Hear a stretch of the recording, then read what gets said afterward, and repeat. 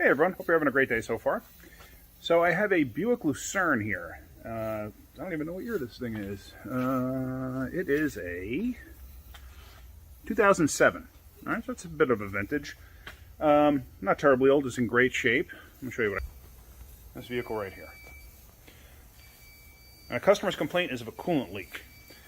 Now I have my coolant pressure tester. This is the hand pump one. As you've seen in my other videos, I have the constant air pressure one also. The reason I'm using this one this time is because the adapter that fits this radiator I happen to have in this kit. So instead of breaking out both of them, I just broke out the one. So now what I'm doing here is a little pressure into it. And you can hear it leaking, and you can see something spraying out. You can see it build up the crap there. So exactly where is that coming from?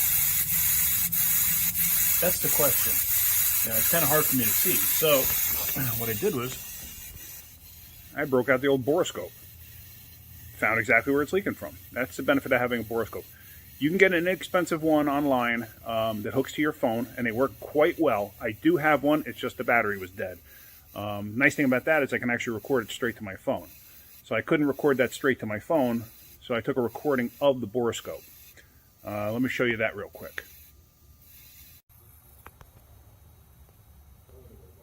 You can see it leaking right around that plastic tube. One benefit of having a borescope. You can see it right there. So now after seeing that video, I know it's coming from that elbow where it goes into the intake. Now to get that elbow out, because it actually hooks to that bracket there, it's part of that alternator bracket.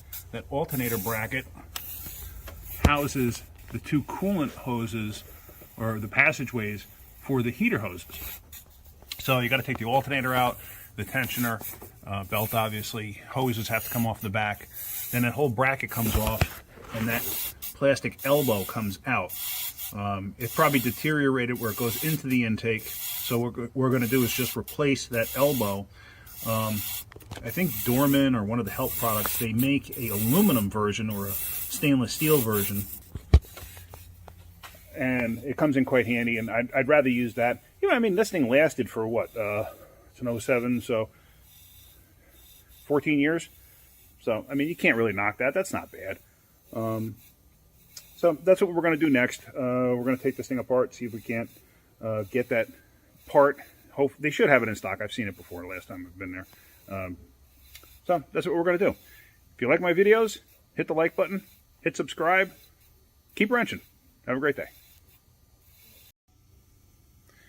Hey everyone, so I got the bracket off of that Buick LaCrosse. I called it a Lucerne in the past video. I meant LaCrosse. My bad. So I got it off, and there's actually two elbows, two plastic elbows. Let me show you what I got. Right here. Now this is the lower one.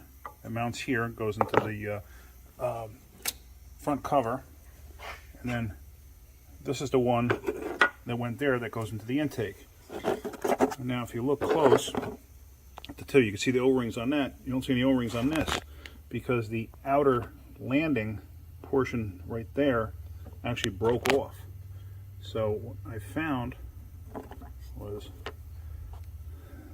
that piece of plastic and that O-ring for the one end where it went in here where it was still attached, and the other end basically just came right out, and the only thing I found was an O-ring floating around inside this tube here.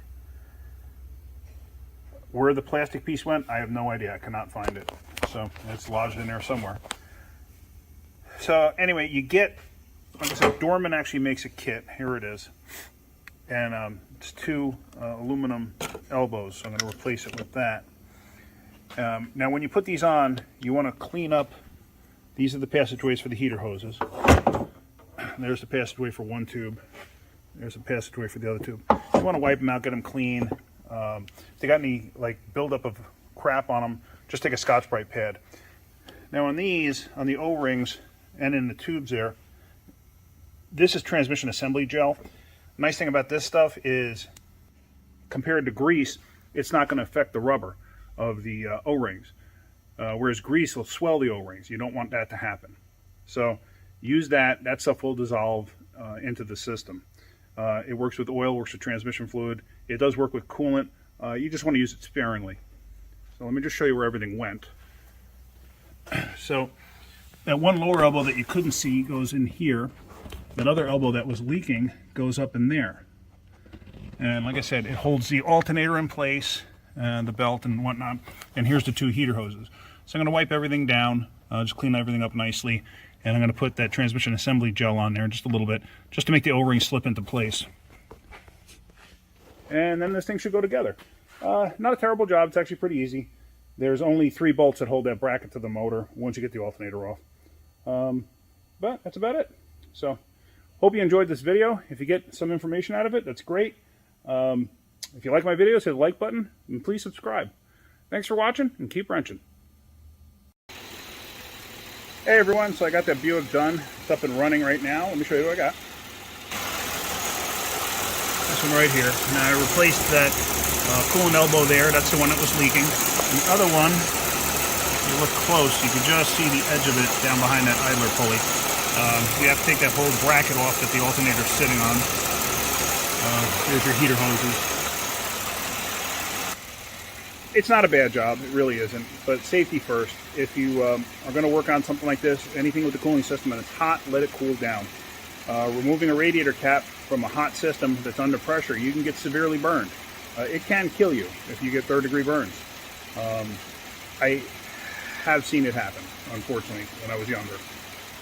And that's an image that'll live with you. So just be mindful, be safe when you're doing some work on your car.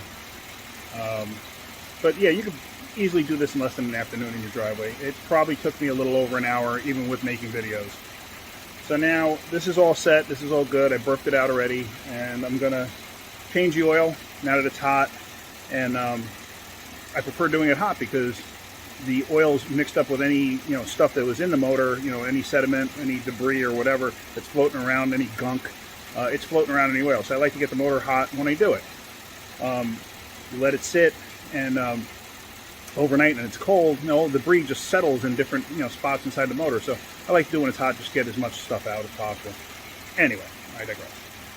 So that's going to be it for today. Hope you guys enjoy the rest of your afternoon, and if you like my videos, hit the like button, subscribe if you can, please. It'll help me make more videos in the future. And that's about it. So I guess keep wrenching.